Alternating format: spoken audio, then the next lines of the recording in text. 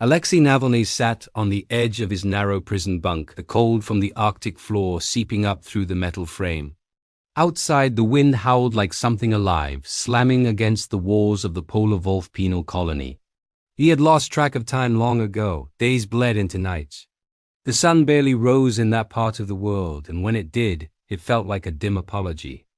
Navalny pulled his thin jacket tighter around him, thinking of the last message he managed to send to his supporters.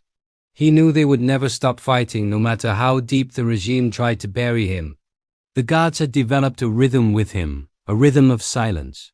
They rarely spoke, rarely looked him in the eyes, but he could feel the tension behind their blank stares. He represented everything they were afraid of, a man who refused to break. Rumors had spread inside the colony, whispers that he survived poisoning once, whispers that someone tried yet again, whispers that the colony received new orders every week. The guards didn't share the details, but their sudden hostility was a language of its own. One night, after the cell block had gone quiet, Navalny pressed his ear to the frozen wall. From the other side came faint sounds, not words, not movement, but the soft crackling of radios. An urgency he had never heard before. Something was happening outside the prison, something big. He could feel it in the energy of the guards the next morning. Their steps were faster, their eyes colder. The prison fell under a hush thicker than the snow outside. Meanwhile, far from the Arctic, Yulia Navalnaya sat in a dim apartment, her face illuminated by the glow of her laptop screen. She had not slept properly for weeks. Reports kept coming in, contradicting each other, shifting like shadows. She scrolled through them, pressing her fingers into her temples. Her husband was becoming a ghost before he was even gone, unreachable, isolated, disappearing deeper into the cracks of a system built to erase him. Still, she refused to let him vanish quietly. She recorded another video message, her voice unshaken even though her hands trembled slightly. Back in the penal colony, Navalny was escorted outside for his daily walk. He stepped into the snow, drawing in a slow breath of air so cold it burned his lungs. He looked to the horizon, the endless sheet of white merging with a pale sky. The guards watched him closely. One guard in particular, a new one, young, restless, avoided eye contact. Navalny noticed. He always noticed. The young guard's hands twitched, his jaw clenched. Navalny wondered how long he had been instructed to watch him, and why his presence suddenly mattered so much. The cold grew harsher with each passing day. Navalny's health had visibly worsened. He was thinner, paler, but he still carried himself with the same stubborn resolve. He spoke to the other prisoners when he could, offering them hope, jokes, or even just a nod of solidarity. Some whispered that his strength terrified the authorities more than any protest ever could. A man still defiant in the belly of their strongest prison. Then came the day when the guards acted differently. Navalny sensed it before they even opened the cell door. Their footsteps were too measured, too intentional. When they escorted him outside, he noticed a strange stillness in the air. The walk was unusually short. The young guard glanced at him only once, and in that moment Navalny saw something: fear. Maybe guilt, or the realization that history was about to swallow them whole. He collapsed suddenly. The cold ground rose up to meet him. The guards froze, staring in disbelief. One stepped forward as Navalny's breath shortened, his vision dimming. The young guard rushed to his side, but the others held him back. The last thing Navalny saw was the grey sky twisting above him, the wind swirling the snow into shapes that looked almost like faces. Word traveled fast.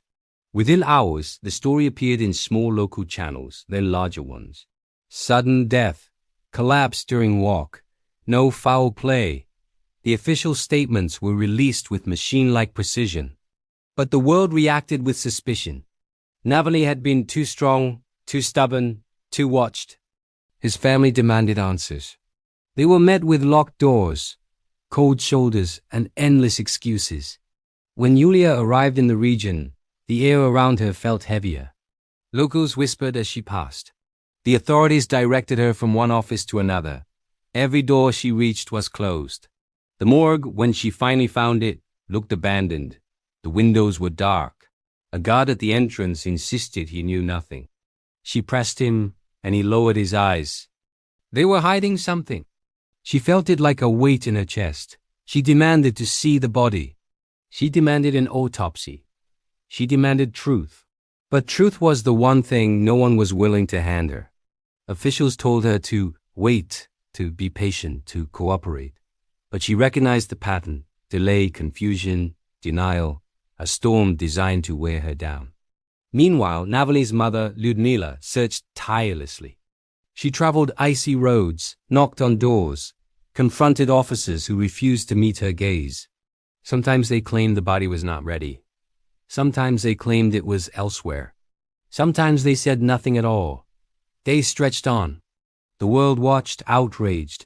Protests erupted in multiple cities. Leaders demanded investigations. But the Kremlin insisted there was nothing more to say. Finally, after relentless pressure, Navalny's body was presented. The cold room smelled of chemicals and metal. Yulia stood still, her heart pounding. They gave her only minutes. She noticed bruises, discolorations, marks she couldn't explain. They insisted it was normal postmortem changes. She didn't believe them. Only later, when independent experts secretly examined samples, did whispers begin, whispers of traces, unusual patterns, inconsistencies in the official toxicology reports. Nothing conclusive, but enough to feed suspicions that never died. Navalny's funeral became a rallying cry. Thousands risked arrest just to walk behind his coffin. Each step was a statement.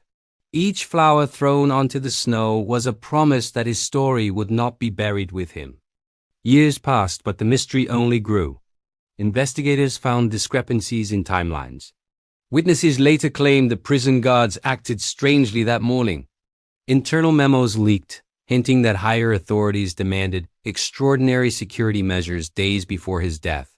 Yulia dedicated her life to uncovering the truth. She traveled, spoke, testified. She became the voice he could no longer use. In every speech, in every interview, she carried the weight of that frozen morning. The more she learned, the clearer the story became. Navalny's death was not an accident of nature nor a stroke of fate. It was the final chapter in a long, calculated campaign to silence a man who refused to be silent. But the story didn't end with him. His name became a symbol for millions, a reminder that truth can be imprisoned, attacked, poisoned, but never fully erased. Even in death, he challenged a system built on fear. Even in silence, he spoke louder than ever. His story continued to echo across borders, across generations, a ghost the world refused to forget.